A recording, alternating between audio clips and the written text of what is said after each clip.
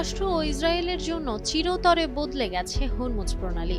এটি তাদের জন্য আর আগের অবস্থায় ফিরবে না। সামাজিক যোগাযোগ মাধ্যমে প্রকাশ করা এক বিবৃতিতে ঘোষণা দিয়েছে আইআরজিসি। বিবৃতিতে বলা হয়েছে, পারস্য উপসাগরের জন্য ইরানের কর্মকর্তারা যাকে নতুন ব্যবস্থা বলে জানিয়েছেন তা কার্যকর করার লক্ষ্যে তারা এখন সামরিক প্রস্তুতির চূড়ান্ত পর্যায়ে রয়েছেন। হরমুজ প্রণালী নিয়ে ইরানের পার্লামেন্টারি কমিটিতে একটি খসড়া আইন অনুমোদনের কয়েকদিন পর এই বিবৃতি দেওয়া হয়েছে।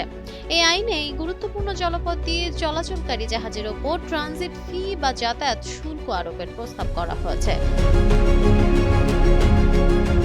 ইরানি সংবাদ মাধ্যমের প্রতিবেদন অনুযায়ী এই প্রস্তাবনায় যা যা রয়েছে তা হল, যাতায়াত শুল্ক ইরানের জাতীয় মুদ্রায় পরিশোধ করতে হবে, যুক্তরাষ্ট্র ও ইসরায়েলের জাহাজ চলাচলের উপর সম্পূর্ণ নিষেধাজ্ঞা, যেসব দেশ ইরানের ওপর একতরফা নিষেধাজ্ঞা দিচ্ছে তাদের উপর বিধি নিষেধ আরোপ। তাছাড়া এই পরিকল্পনায় প্রণালীর ওপর ইরানের সার্বভৌমত্ব, সশস্ত্র বাহিনীর কর্তৃত্ব, সামুদ্রিক নিরাপত্তা, পরিবেশগত বিষয় এবং ওমানের সঙ্গে আইনি সহযোগিতার বিভিন্ন বিষয় অন্তর্ভুক্ত রয়েছে।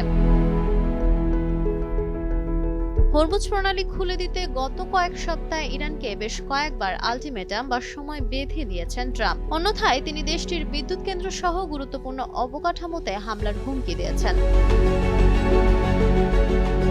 Nafisa Noyal, Times today.